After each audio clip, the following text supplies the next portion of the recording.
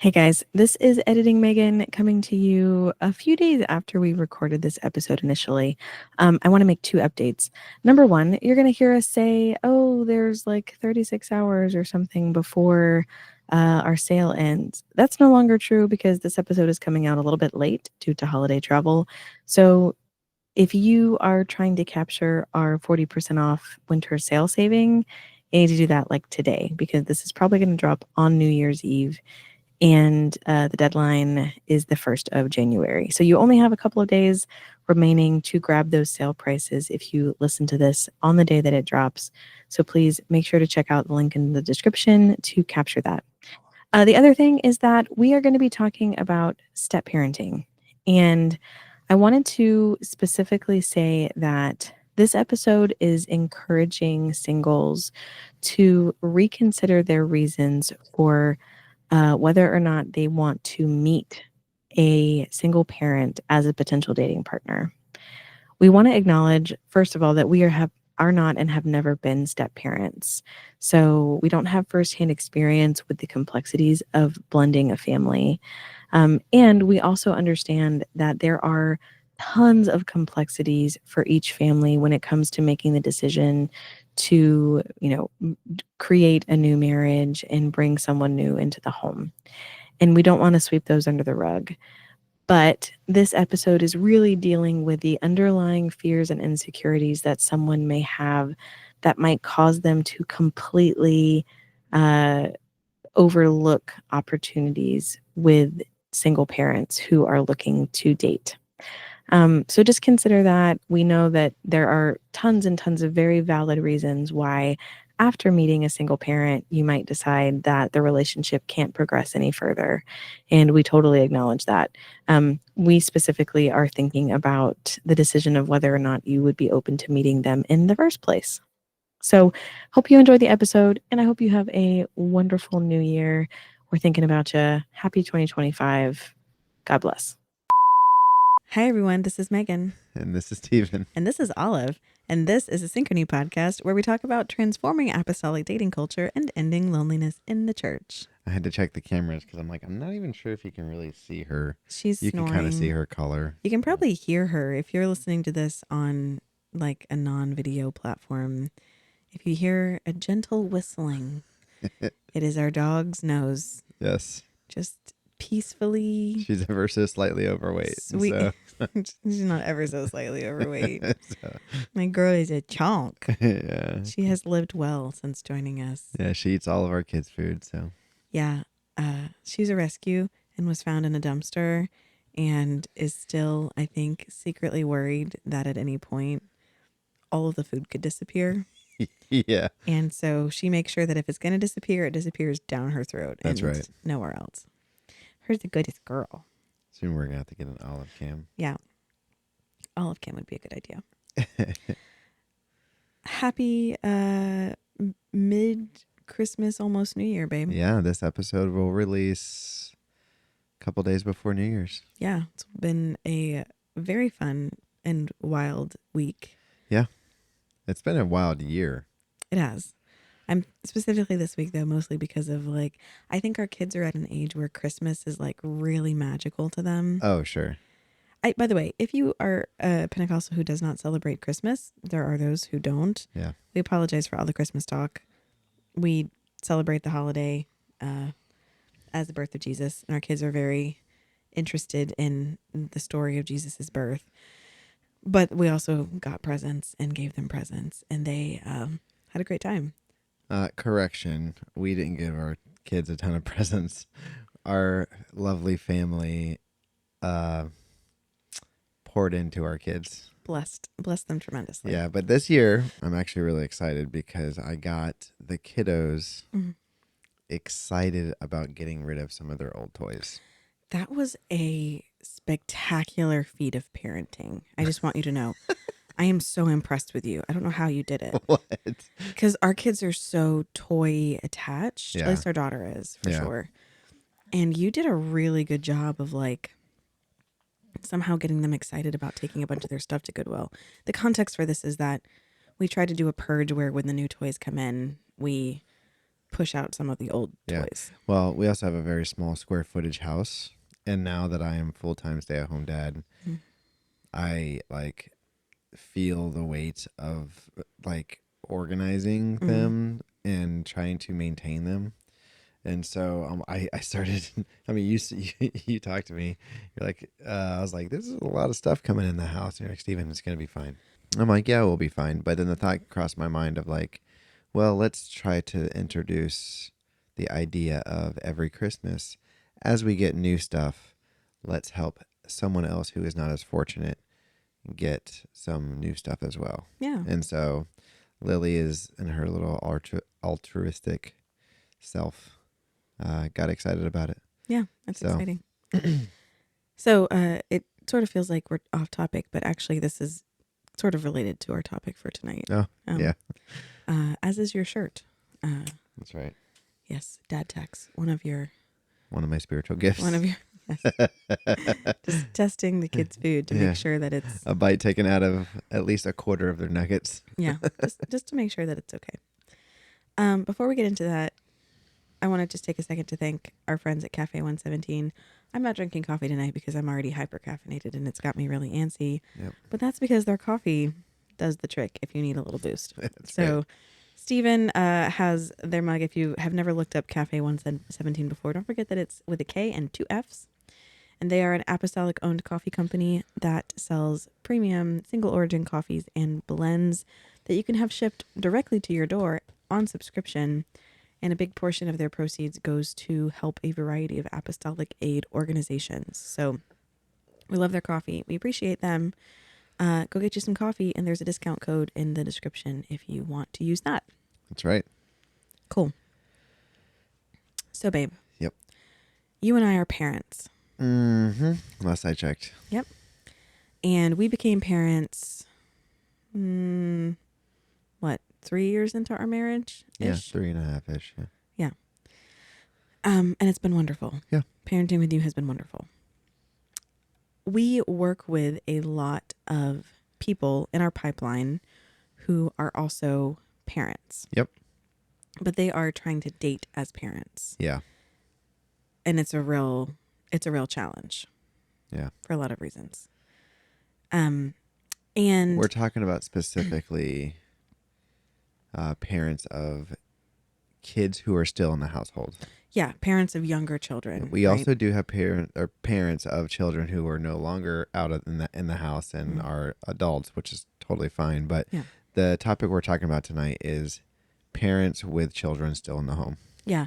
And I think I really want to focus this at the people who are considering dating people who have kids. So, I guess I should give some context on this and like why this is sort of at top of mind, right? So I put up a post last week sometime, I think, about basically like, the need for great step parents people who are willing to jump in and step parent with you. And we got some feedback about that in the form of an Instagram message. And for what it's worth, we love feedback. Like good, bad, ugly. Like we like to hear from people and hear their perspectives. We want to make sure that we're representing the actual apostolic single experience. So we love it when people let us know that like, they don't like how we characterize something or whatever. Yeah. Or if they feel like we missed the mark. Yeah. Yeah. And this particular person felt like we had been leaning too hard into coming down on people who aren't willing to step parent or who are hesitant to potentially date someone with kids. Yeah. And I think that that's a perfectly valid opinion. And we thought about it and wanted to talk a little bit about it. But I spent some time thinking about why people are hesitant to date someone who has children in the home, younger children. And we sometimes see this with single moms, right? But we also have single dads in our pipeline, right? Yeah. Who are trying to parent, and have young children at home as well, and who are looking for someone who would step in and be a stepmother. Yeah. And so now after talking to like several hundred singles about their parenting preferences, I'm starting to get a sense of some patterns in why people are hesitant to go into a relationship where they might be called upon to be a step parent. Yeah. Specifically, single people who do not currently have kids. Exactly. Yeah. So we're talking about a single person who does not have children, Yep. considering a relationship with someone who does, and why that is something that a lot of people hesitate about. So I thought we could talk about maybe that sort of set of contingencies, and my particular audience for this are not the single parents. We could devote an entire additional episode to talking about, dating as a single parent and choosing great people to help you parent your kids, right? But I want to specifically talk to the people who are hesitant to enter a relationship with someone with children, and kind of just think that through. All right. So how are we going about this? Where are we starting? So I think let's break it down this way. I think there are good reasons to hesitate to date a single parent, and I think there are bad reasons. So let's start with some of the good reasons. Okay.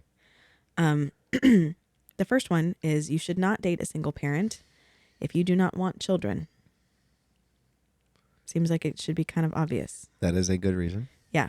I have known people who have fallen in love with a single parent, but have not fallen in love with the idea of parenting. Yeah. They are not excited about parenting. It is not part of their values, right? Mm-hmm.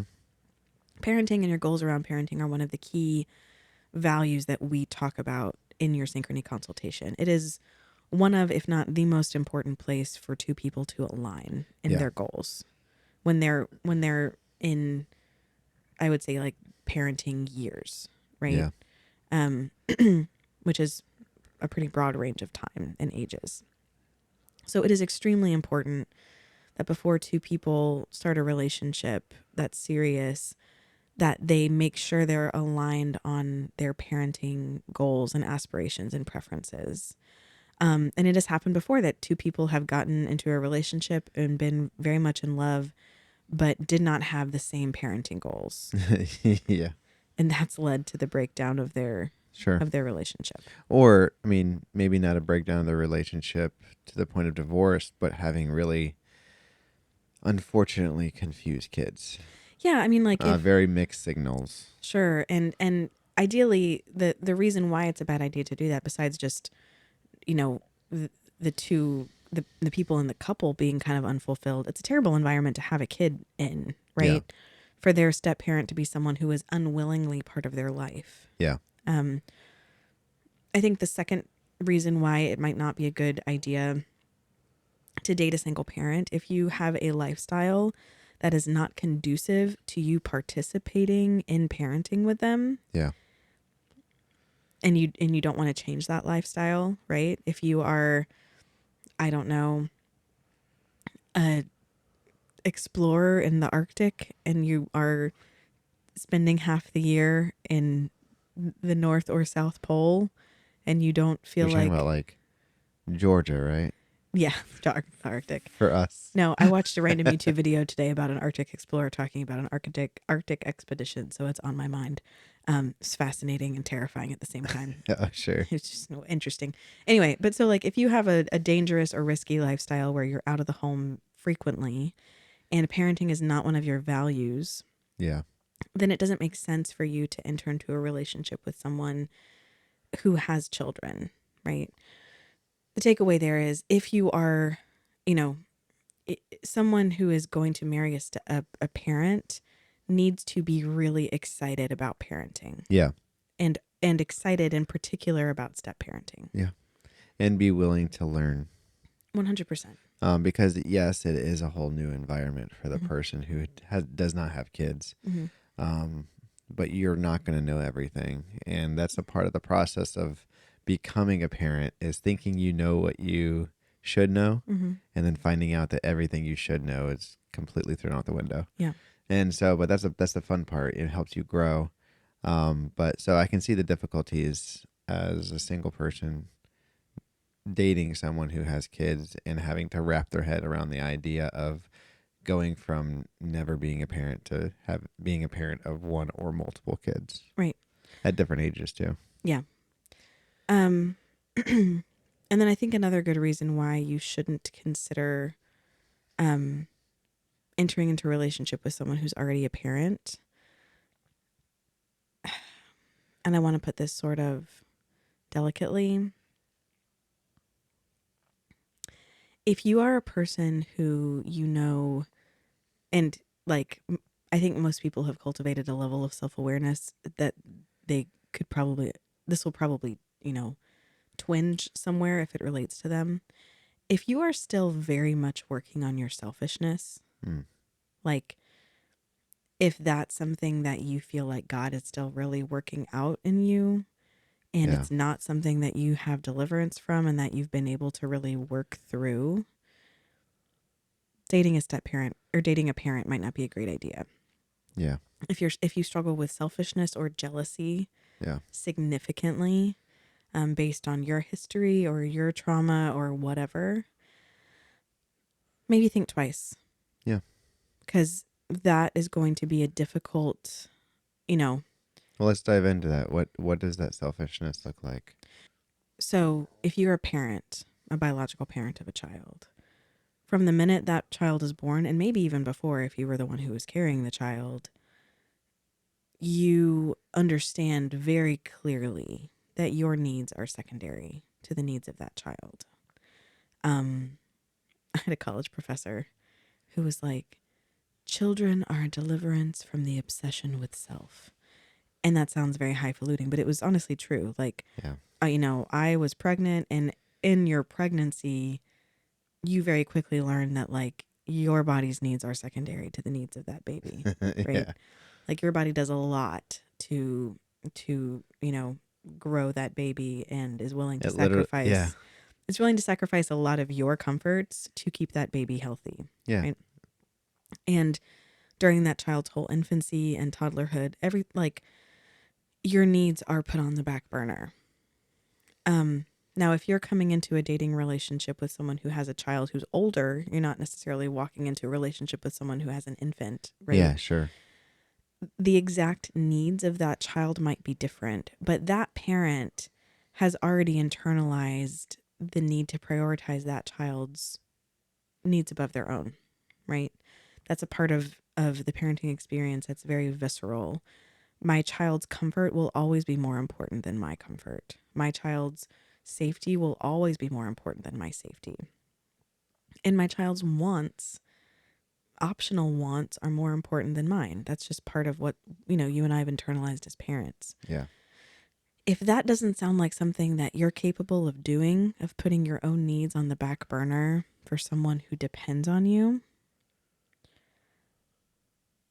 I want you to think about that first. Yeah. Like, Sit in that. Sit yeah. in that for a second and see if that's even something that, with the perspective that you were just given from this, Mm-hmm. sit in that and see if that is something that you would even be able to consider. Yeah, and I think if you come back from that reflection going like, yeah, I'm a little bit selfish, like you've got more digging to do. Like you need to maybe go talk to someone about that, because that's not just going to show up in a parenting relationship. But those would be the reasons why at first I would say like dating someone who has kids would not be a good idea. If you do not want kids, if it is not part of your value system, if you cannot raise kids because of the logistics of your life, or if you are too selfish to bring a child into your life. Yeah. Right.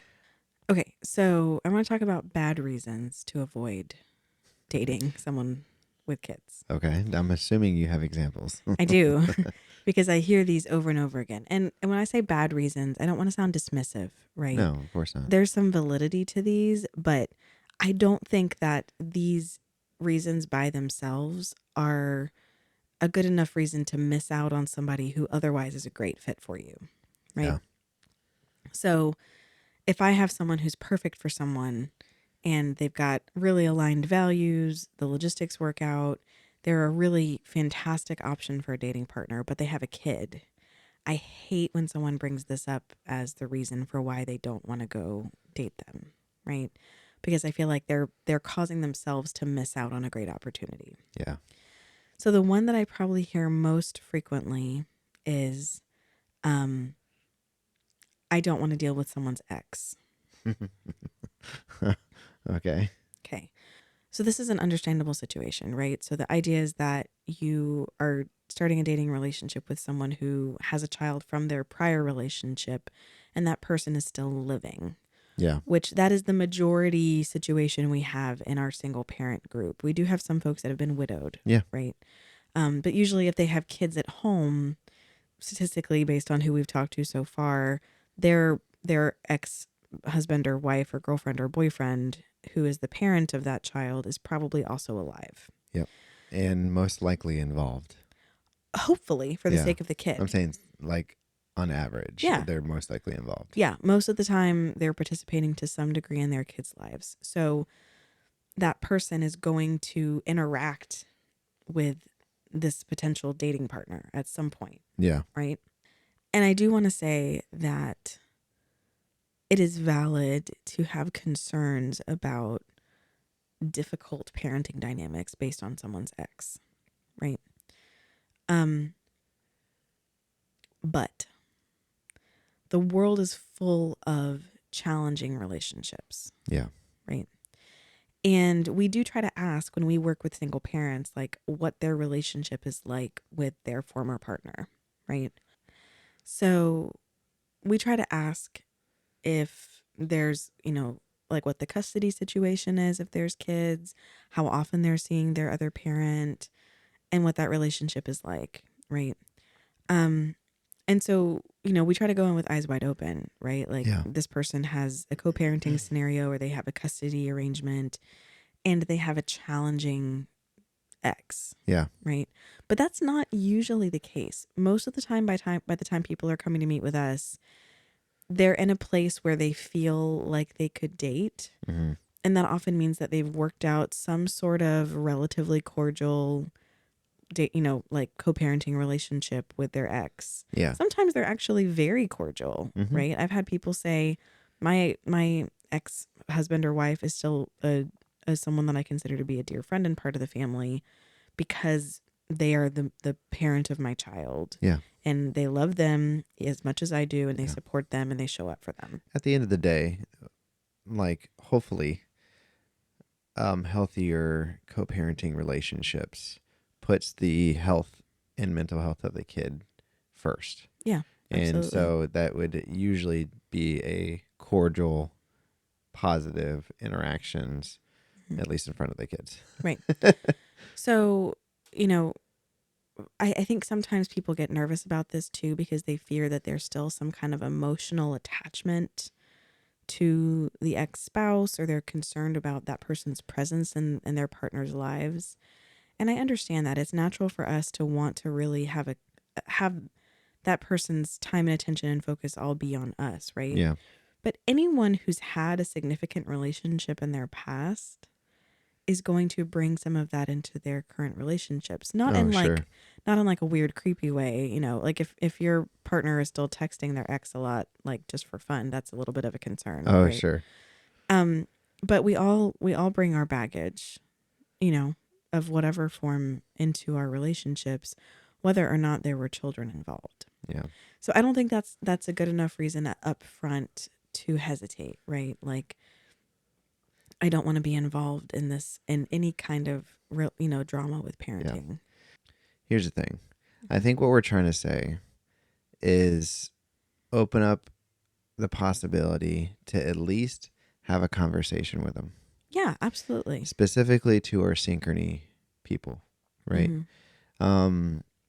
Because there might be a real opportunity for a connection Mm-hmm. that you're missing out on a potential issue that at the end of the day you don't know how good or bad it is. Yeah. And so I would say it's worth at least trying to meet people, especially because you're getting to meet people all over the country, Mm-hmm. people you would have never otherwise met, and you don't know, you might actually have an incredible connection with someone. Yeah. So that's the first one, like step parenting concern that people have is relationships with an ex-partner, Yeah. right? And like I said, I don't think I think that's a bad reason to not meet someone to start. The second one that I hear very frequently is, I don't want to marry or date someone who has kids because I want to have that time just to ourselves when we first get I married. want to get to know my spouse. Right. Or that's not my preference. I would rather get to know them for a while first and get used to being married first before we have kids. And I don't want to dismiss that because I understand where that comes from, right? You want time with just the two of you to adjust. Yeah. And there is valid reasons for that. Yeah, because having a kid, especially a young child, can be challenging and tiring in ways that it wouldn't be if you were to not have a kid there, right? Yeah. But having, like, gone through our first 2 years of marriage without kids, right? 3. Yeah, 3-ish. I think a lot of times people are hesitant to they want to protect those early years of their marriage so that they can do a bunch of fun stuff with their spouse. Yeah. A lot of the ones we hear is like, I want to travel. I want to go on adventures. I want to travel. I'm just going to say this out loud because I think it's in everybody's head. If not, maybe it's just my head. But no, I know where you're going with it. Yeah. Yeah, a lot of people are like, I want to have a lot of sex. Yeah. And be really intimate with my partner in our home. Yeah. Right. And I think all that's great. It's wonderful to have adventures with your partner. It's, it's wonderful to go on trips. It's wonderful to do all those things. Having a child around, even a couple of children, is not going to be the main factor that prevents you from doing those things. Yeah. Life will prevent you from doing those things sometimes, right? Newlyweds, I know I haven't done a survey on this. Most of them are not ripping clothes off of each other and at the very, you know what I'm saying? Like, it's not a constant thing, right? Well, yeah. I mean, again, going to over marketed Hollywood and media and pornography and all the other things above, like, we over dramatize what, especially for sexually repressed Christians. Like, I'm just saying it, like, you sometimes fantasize about the idea of what marriage is going to be like. Yeah, like, if we just hold on until we get married, then we'll be able to really spend all of our extra time doing this thing we haven't done. Yeah. It's not going to go that way, guys. Like, and not in a bad way. I'm not saying guys, men, sure. people. Yeah. Like, and not in a bad way. Like, it's just life happens. Like, you have jobs and responsibilities and you're at the church doing stuff. And you have other things to do. Yeah. And so at the end of the day, you have to make money to travel. Mm-hmm. And the likelihood of you being able to just go gallivanting across Europe or Canada with your newly wedded spouse is very unlikely. Yeah. The logistics of life. Are you okay there, Olive?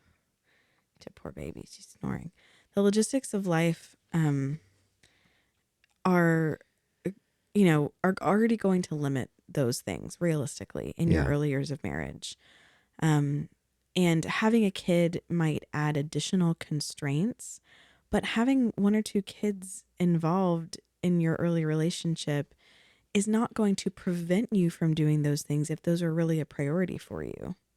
Yeah. It requires more planning. It requires you to find childcare for some things.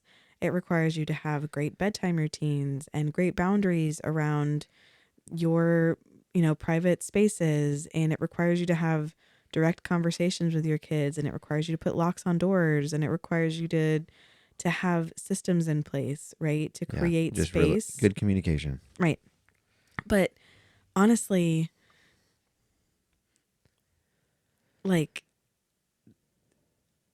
those are just good ingredients to have in an intimate relationship anyway. Yeah.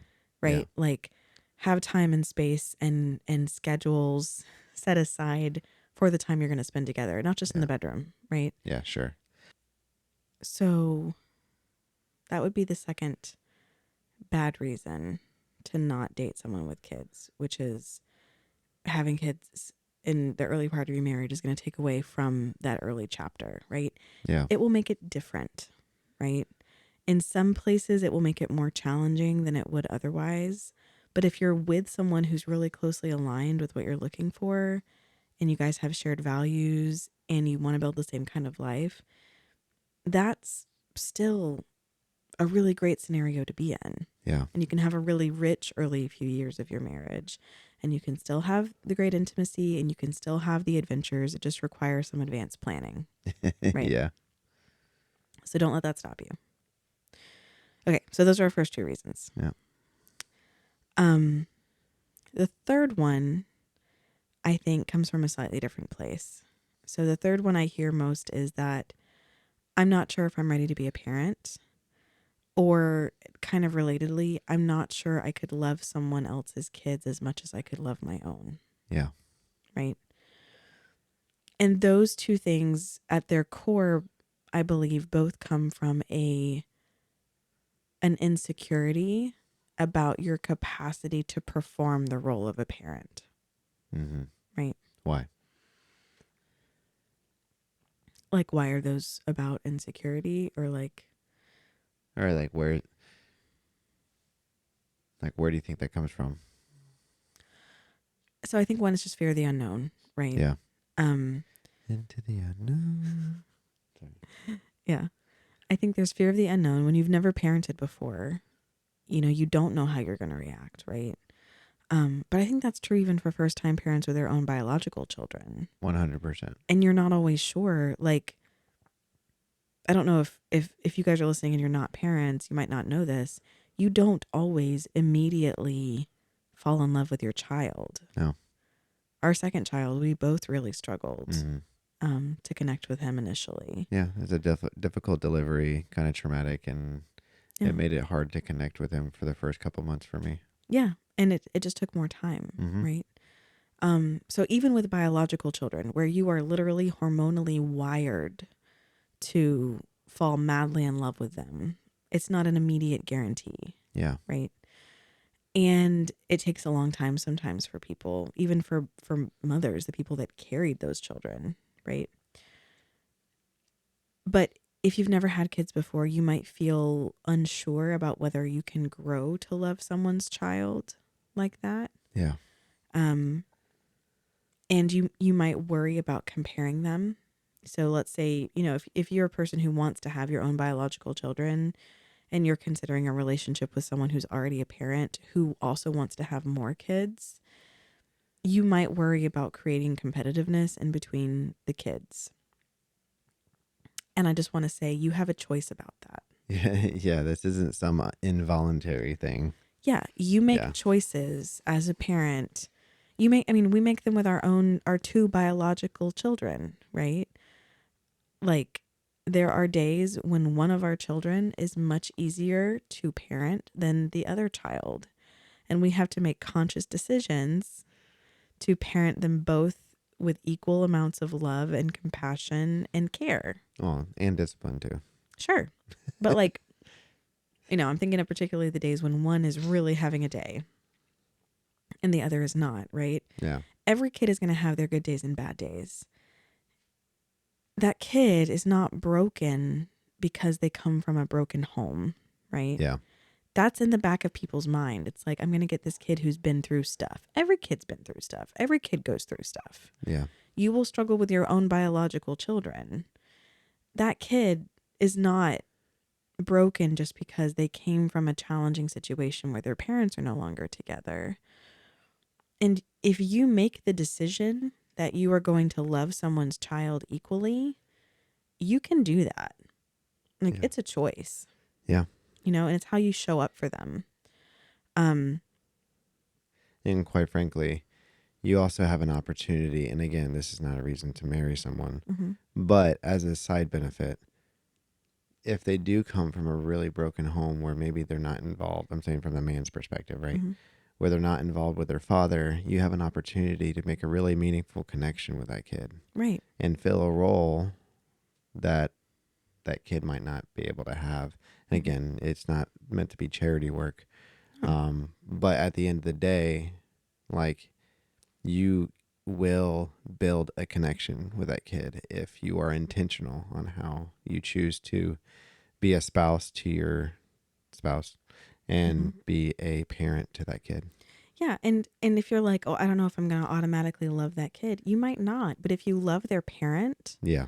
and you show their parent love by treating their kid with compassion and respect and Yeah. affection, that can make a huge difference in it for you. So fears about not being able to love enough, I think, make it sound like it has to be magical, and it's not. Just like every other form of love in the world, the love of your children sometimes is about choice, Yeah. right? Honestly, sometimes even love in marriage with your spouse is a choice. All the time. That's what Yeah. I'm saying. Like, so like some people say like love is this butterfly feeling Mm-hmm. that you're going to have, and I'm going to have that connection with them for the rest of your life. No, there's days that I have to choose to love you. Right. And there's days that you have to choose to love me, even though Most you of don't them. want I'm just to. kidding. Yeah. But it's like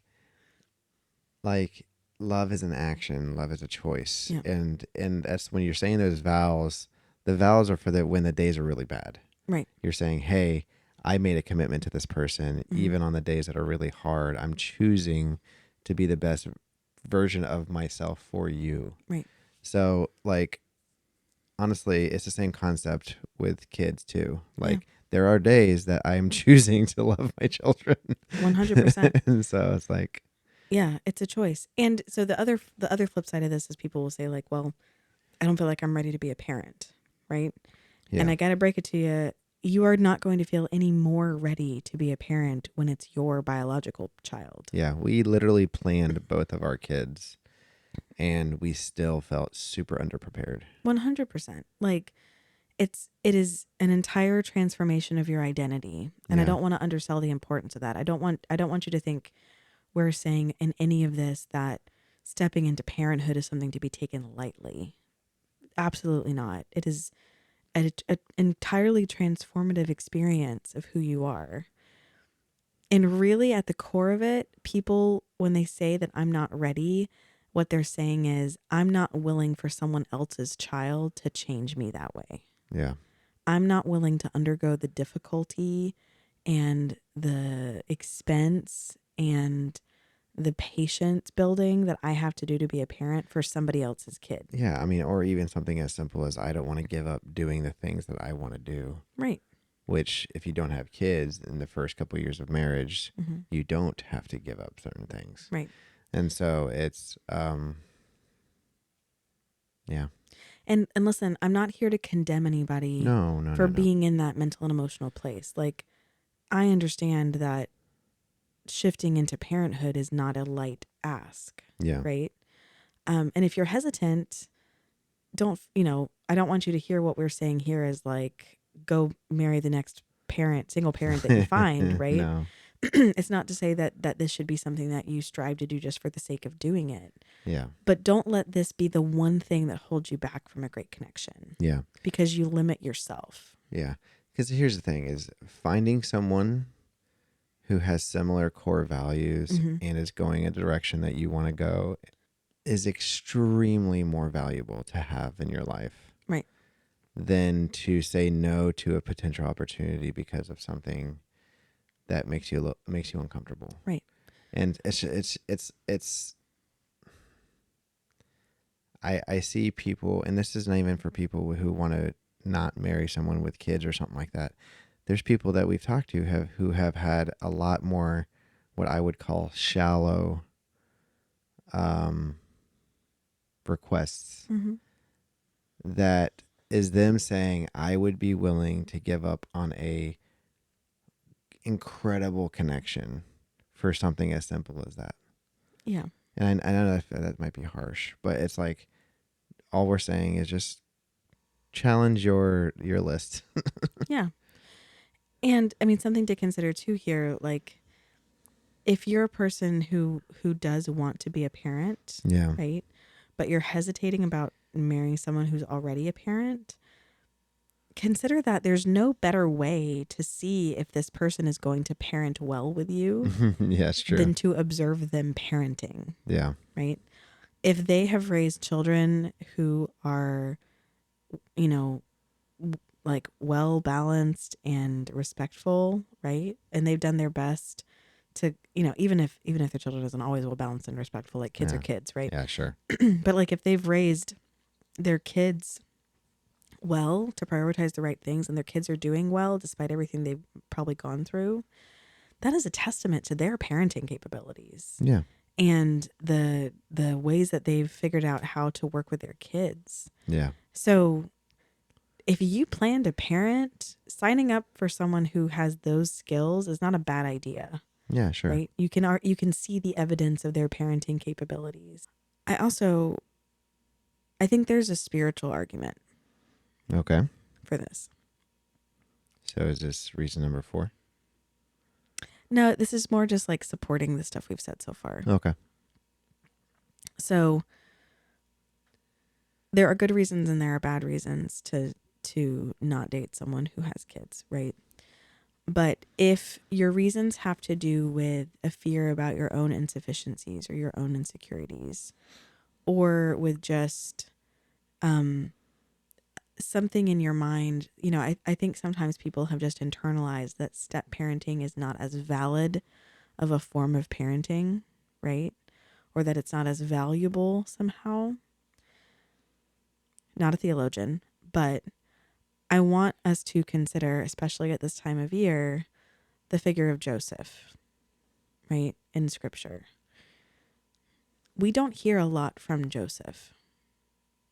His main role in Scripture is to step in to be a supportive husband to Mary. Oh, that Joseph. Yeah, sorry. Sorry, I was like, Joseph, the Old Testament Joseph? Joseph, I was the like, where's she husband. going with this? Oh, Joseph, the husband of Mary. There you go. Sorry, I'm with you. Yeah, okay.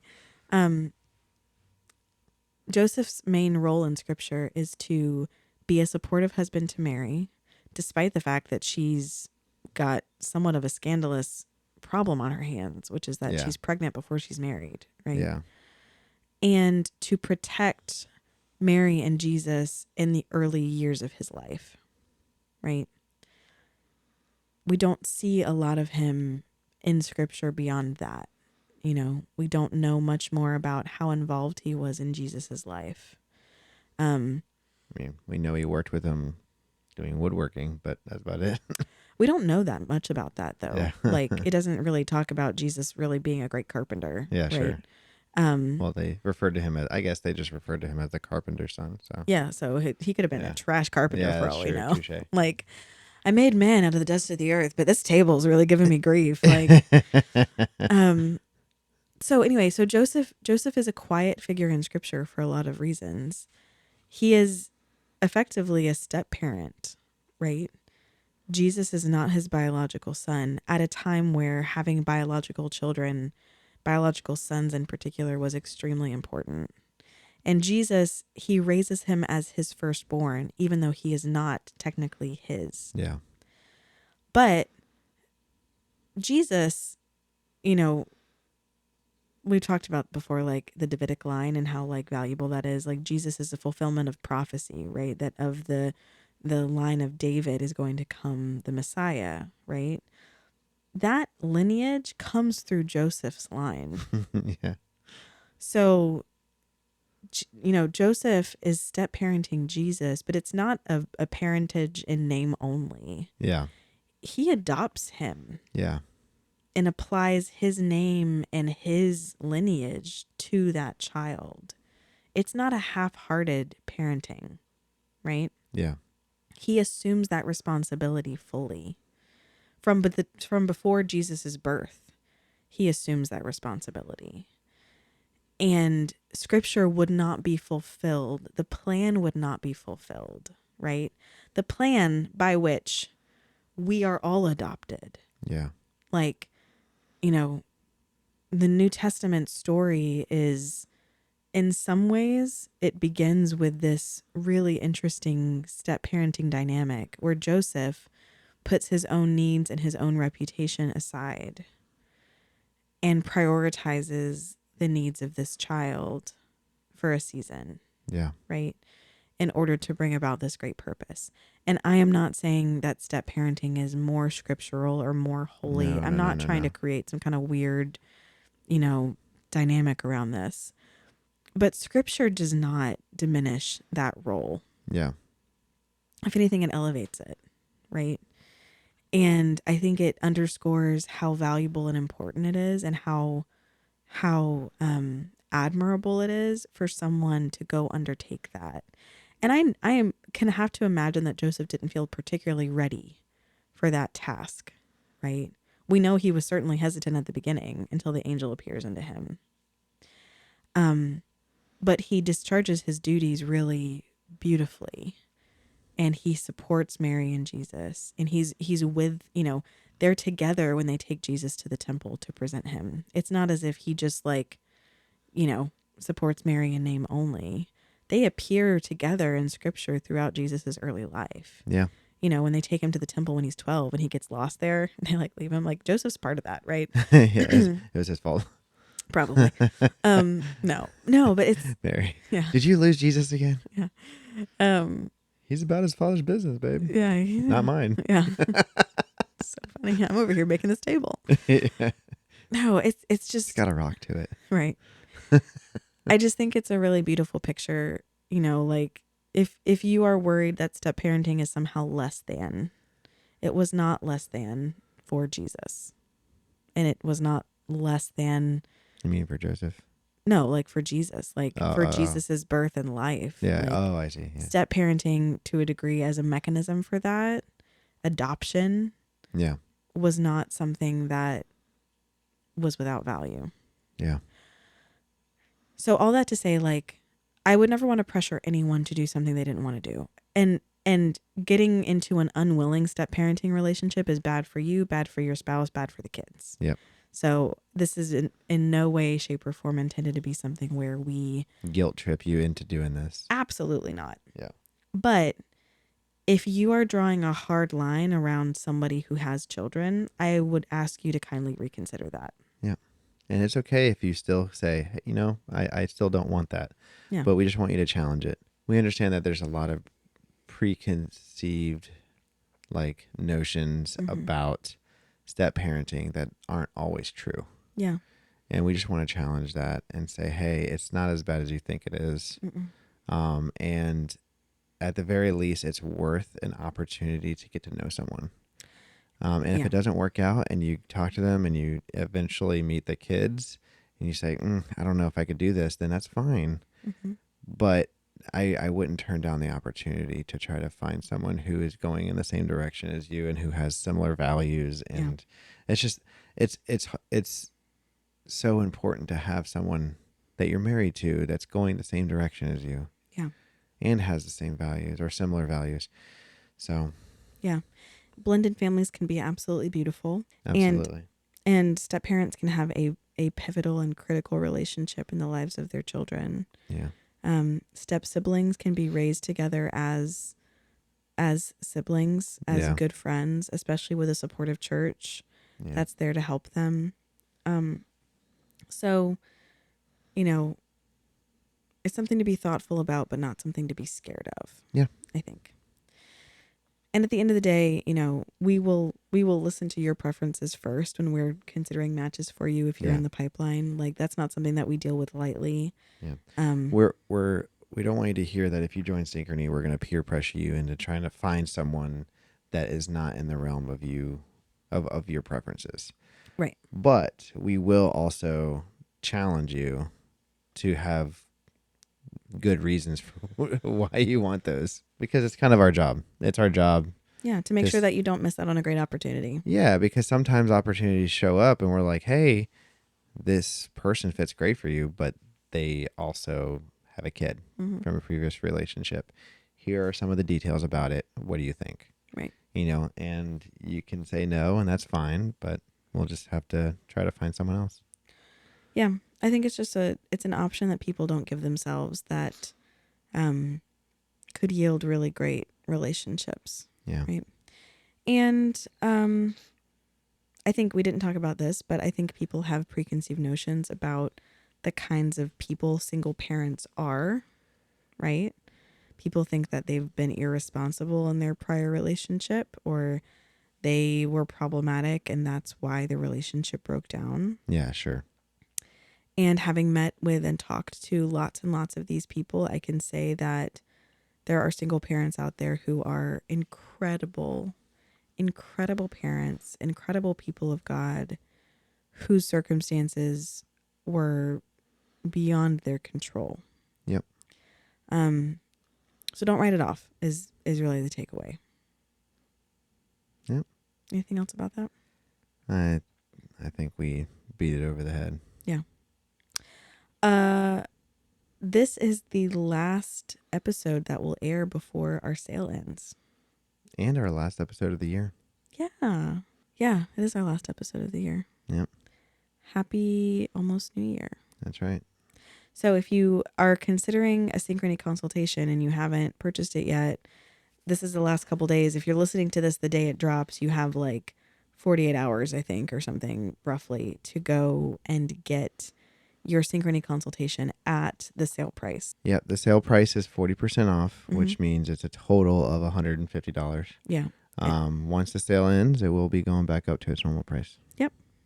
So now's the time. Remember, you can also buy gift cards for people. The link for that is in the description. So if you want to purchase this on behalf of someone, you can do that. Yep.